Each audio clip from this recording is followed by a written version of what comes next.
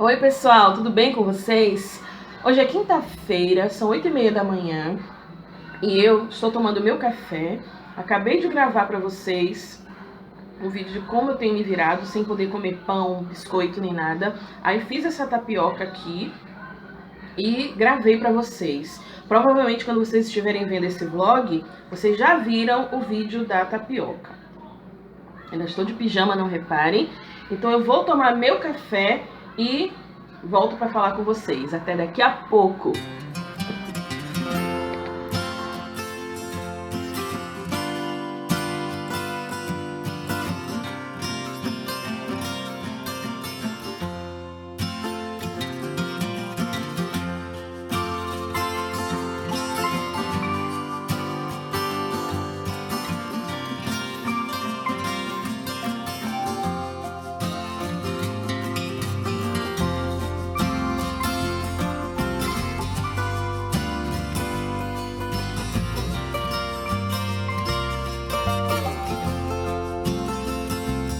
Pensando, eu não tenho o hábito de comer fruta pela manhã, não tenho hábito.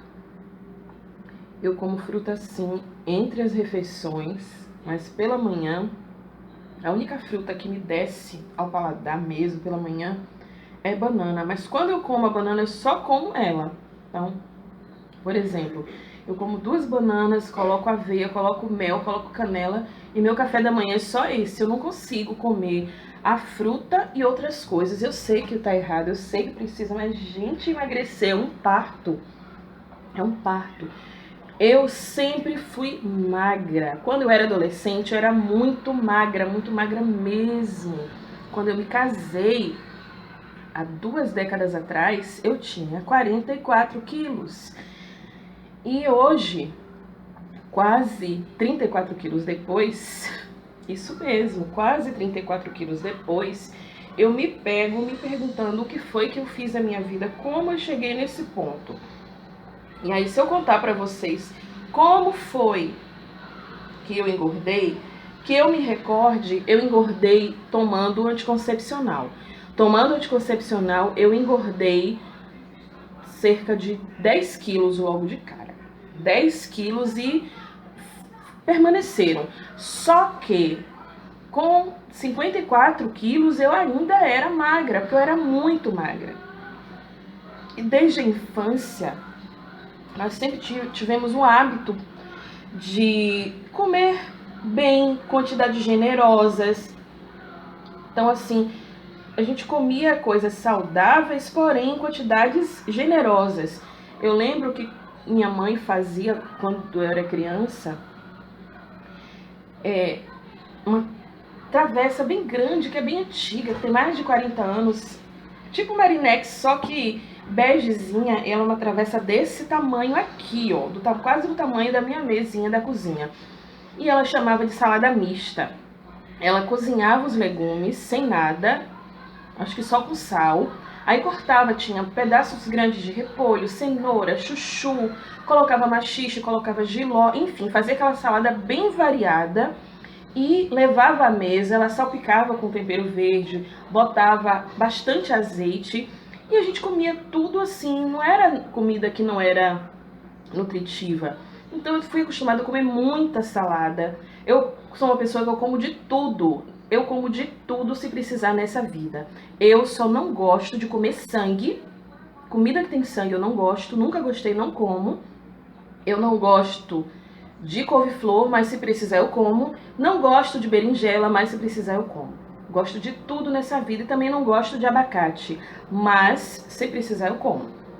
Eu não tenho essa dizer assim, eu não como de jeito nenhum. Não, comigo isso você não vai ouvir, certo? E arroz integral, que eu não suporto arroz integral, mas uma vez eu consigo comer. Mais do que isso, não consigo. Diariamente, hoje, eu não consigo comer. Então, é muito difícil uma pessoa que... Então, eu tinha esses hábitos e comia muito. Então, assim, eu sempre fui acostumada a comer um prato cheio, porque eu era magra. Não tinha essa preocupação. De sobremesa, Meu pai pegava uma melancia, abria, nós sentávamos à mesa, comíamos em família. Meu finado pai, ele abria uma melancia e cortava, e dizia, fazia até aquela brincadeira, atacar, e a gente ficava com o garfo, e a gente comia, e assim, eram momentos de prazer, não tinha aquela correria, não tinha aquela culpa, a comida não era um vilão na minha vida. E eu era magra, eu comia muito e eu era magra. Eu era assim, eu sempre fui chocolatra, então eu pedia constantemente ao meu pai para me dar dinheiro para eu comprar chocolate. E eu comprava chocolate, eu comia quantos eu queria. E eu não engordava. Então, quando eu me casei, que eu engordei um pouco, eu continuei comendo quantidades que eu tinha o hábito de comer. E essas quantidades, ao longo dos anos, me deixaram gorda. Com a maternidade, eu fiquei gorda. Eu tive Tiago e voltei para os mesmos 54 quilos, então eu não fiquei gorda. De Tiago, com 9 meses de Tiago, eu fui para 64 quilos. Assim que passou o período de resguardo, eu voltei de novo para os 54. Então eu era magra. Se você ver minhas fotos quando o Tiago era bebê, eu era magra. E aí o tempo foi passando, eu fui... Aí eu fiquei um monte de tempo como dona de casa. Até então eu não tinha feito faculdade ainda, já morava aqui no apartamento. E aí resolvi ter Davi. Quando eu tive Davi, eu saí do peso que eu tinha e fiquei com 70 quilos na gravidez. Voltei para os 64 e aí comecei a fazer faculdade com Davi bebê. Davi mamava. Pensei, que luta. Eu comecei a fazer faculdade e foi o período mais difícil da minha vida. E aí, na faculdade, eu fui de 64 para 49 em um mês. Por quê? Porque eu fazia faculdade à tarde.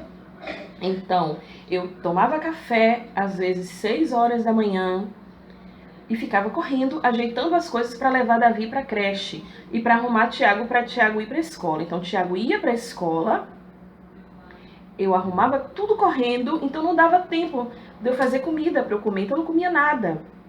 E aí, quando chegava na faculdade, aí eu saía de casa, cerca de 11h20, 11h30, eu saía para levar Davi para a creche, eu ia de ônibus. Então, quando eu chegava lá, eu deixava Davi e eu já estava super atrasada. Eu tinha aula 1h, muitas vezes eu cheguei na aula 1h15. E eu sou o tipo de pessoa que eu gosto de começar a aula desde o início, porque eu escrevo tudo que o professor fala. Então, para todas as vezes que eu chegava atrasada, eu me via prejudicada. Por mais que eu tivesse, por mais que o professor disponibilizasse o slide da aula, por mais que eu tivesse acesso a uma biblioteca, que eu pudesse tirar xerox de algum material, mesmo assim, nunca foi suficiente para mim. Eu sempre gostei de anotar o que o professor fala. Não o que o professor escreve, necessariamente, mas o que o professor fala, porque o que o professor fala faz diferença na vida acadêmica da pessoa. E aí, nesse período, vocês pensam em emagrecer de 64 quilos para 49 quilos em um mês. As pessoas me olhavam e diziam, tadinha, parecia que eu estava doente, porque eu não emagreci de uma forma correta. Chegava na faculdade, eu praticamente não comia nada. Eu bebia água e voltava para a sala. Eu não comia nada, nada, nada. Então eu fiz uma dieta restritiva sem nem perceber. E aí, continuei magra no período da faculdade. E depois, no meio da faculdade, eu engravidei de Isaac. E aí sim que eu engordei de vez. Depois que eu tive Isaac, eu engordei de vez mesmo. Foi quando surgiu hipertensão, porque até então eu sempre fui normotensa, nunca tive pressão alta. E foi daí, a partir de Isaac, que tudo surgiu. Hoje Isaac tem 8 anos e eu tenho 20 quilos, pelo menos, a mais do que quando eu tive Isaac. Então, não é de quando eu estava grávida, não. É do período que eu tive Isaac. Então, é muito difícil. Já fiz, há um tempo atrás, 2 anos de reeducação alimentar, mas não era reeducação alimentar. Porque reeducação alimentar, hoje eu sei que é mudar os hábitos da família inteira. Se eu faço uma comida separada para mim, se eu faço uma dieta separada, não é reeducação. Para mim, isso é dieta. Então, eu fiz perdi 8 quilos e parei de fazer por causa de ritmo de trabalho. Eu saía para atender as pessoas a domicílio e era muito estressante porque eu saía da casa de um paciente para outro de ônibus. Então eu tinha assim um curto intervalo de tempo para atender. Então muitas vezes meu atendimento era de 1 hora em determinado paciente e eu gastava às vezes 2 horas para ir para a casa desse paciente e mais 2 horas para ir para a casa do outro paciente. Então eu calculava que só em trânsito eu levava 6 horas. Então é como se eu estivesse trabalhando 8 horas por dia, porque eu saía de um paciente ia para outro, mas o tempo que eu ficava na condução era muito grande, muito cansativo. Então eu atendi até o momento dessa crise que eu tive renal. Depois eu parei e disse, não, vou cuidar da minha saúde, até porque as pessoas estão banalizando muito o profissional que vai na casa atender. Eu vou na casa dos pacientes atender e cobro um determinado valor pela sessão.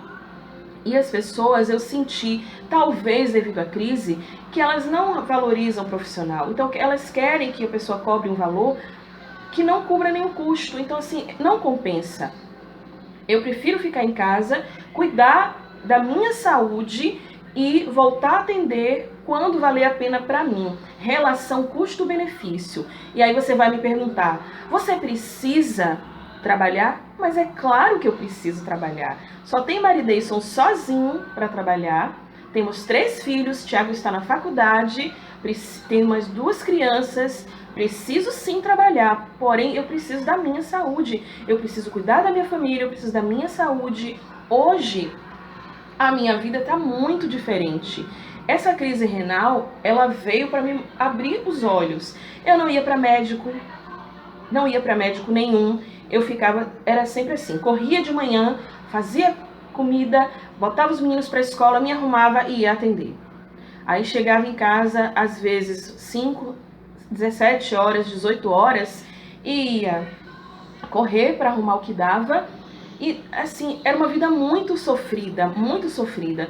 Não que não seja possível, é perfeitamente possível sim, a pessoa sair para trabalhar. Lógico que depois que eu estiver melhor, que eu conseguir fazer todos os exames, que eu estou fazendo, realmente eu decidi fazer um check-up e cuidar de mim e cuidar dos meus filhos também, tirar um tempo para levar meus filhos ao pediatra. Gente, só trabalhar não é vida. Então hoje eu estou bem consciente, não vou sair da minha casa para fazer um atendimento em que a pessoa não valorize o meu trabalho enquanto profissional. Isso eu não vou fazer. Preciso, mas graças a Deus eu tenho meu marido que supre as necessidades básicas financeiras, e o que não dá para suprir, a gente espera, não tem problema nenhum, porque eu acho que essa crise está aí e é um sufoco você cuidar de uma família sozinho financeiramente. Então eu espero, eu vivo de acordo com as possibilidades do meu marido, que ele pode me proporcionar. Aí muita gente vai dizer assim, mas sua casa é isso, sua casa é aquilo. Gente, não importa, é a casa, é minha casa, é meu apartamento, o apartamento é nosso, é próprio, e o que tem dentro se deteriorou com o tempo porque nós tínhamos outras prioridades. Nem todo mundo tem condições financeiras de trocar as coisas quando essas coisas se deterioram. Existe um tempo para cada coisa ser trocada. Então, nós trocamos tem 1 ano que nós trocamos fogão, trocamos geladeira e micro-ondas. Então, tem que esperar. A pessoa que é mais humilde, ela tem que esperar. Não dá para você fazer tudo de vez. E eu digo para vocês de coração, quero melhoras, quero, mas eu agradeço a Deus todos os dias por eu ter um teto sobre minha cabeça. Porque eu já morei de aluguel e eu sei muito bem como é. E aí é que entra a questão do engordar. Por exemplo, você comprar um óleo de soja é X valor. Você comprar um óleo de girassol é o dobro. Você compra um azeite de oliva é o triplo ou quádruplo. Então, assim, o que eu percebi é que quanto mais saudável a alimentação, mais cara Se você for analisar, você compra uma caixinha daqueles cubinhos, seja lá de que marca for, ou envelopinho daqueles temperos prontos do amor, que todo mundo sabe qual é muito mais barato do que você comprar, por exemplo, meio quilo de alho. Com o preço de 3 cabeças de alho com alho a R$30, como está aqui na minha cidade, em Salvador, eu compro simplesmente 2 envelopes daquele temperinho pronto. Então por aí vocês tiram tudo que é saudável, tem um preço diferenciado em relação ao que vai te matar, certo? Então, fazer uma dieta de emagrecimento não dá por questões de condições financeiras. O que dá para eu fazer é reeducar a minha família e o que for modificado para todo mundo. Aí sim dá. Eu vivia que nem uma louca, desesperada. Aliás, ainda vivo. Tudo que é blog de nutricionista, eu baixo artigos de nutricionista para ler. Eu sigo blogs de nutricionistas, canais de nutrólogos e Deus colocou essa bênção que é a Gisele Martins. Um beijo para você, Gisele, se você estiver vendo esse vídeo, que nos dá orientação profissional, com a maior boa vontade e sem prever nada de ganhos, porque o ganho com o YouTube, ele é muito pouco. Então, assim, é uma bênção, porque dá orientação de como você alimentar seu filho, do que você pode fazer, do que você não pode fazer. Então você faz de uma forma que você acha que é ideal, ela chega e te diz, mas também tem essa forma que é melhor. Então assim, você receber orientação nutricional é muito bom, muito bom. Por exemplo, o meu plano não cobre nutricionista se não for indicado por um médico, de preferência um endócrino. Pensam que eu consigo marcar o endócrino? Eu ligo todos os dias para marcar o endócrino e eu não consigo, só tem vaga. Eu tenho que ligar no último dia útil de agosto. Isso mesmo que vocês ouviram, eu tenho que ligar no último dia útil de agosto para tentar marcar um endócrino para setembro, quem sabe. Então, e eu tenho plano de saúde. Então por aí vocês tiram como são as coisas. Então, pessoal, o que eu estou tentando fazer aqui é que meus filhos não tenham os mesmos problemas que eu tenho hoje, que não são nada, porque assim, eu não tenho cardiopatia, eu não tenho problema de coração. A cardiologista me informou que o meu coração, ele está sobrecarregado devido à minha obesidade, que eu estou no primeiro estágio de obesidade, então eu preciso emagrecer, mas sem mudança de hábito eu sei que eu não vou conseguir. E eu espero muito contar com o apoio de vocês. Se vocês tiverem alguma dica para me dar, eu agradeço. Esse bate-papo aqui, na realidade, não era para ser um bate-papo. Eu ia gravar um vlog para vocês, mas eu desisti do vlog porque o bate-papo está muito longo. Eu pretendo não cortar muitas partes. E é isso. Um pouquinho de mim para vocês saberem. Então eu espero muito que vocês tenham gostado. Se você gostou, clique em gostei. Se inscreva no meu canal se você ainda não for inscrito. E até o próximo vídeo.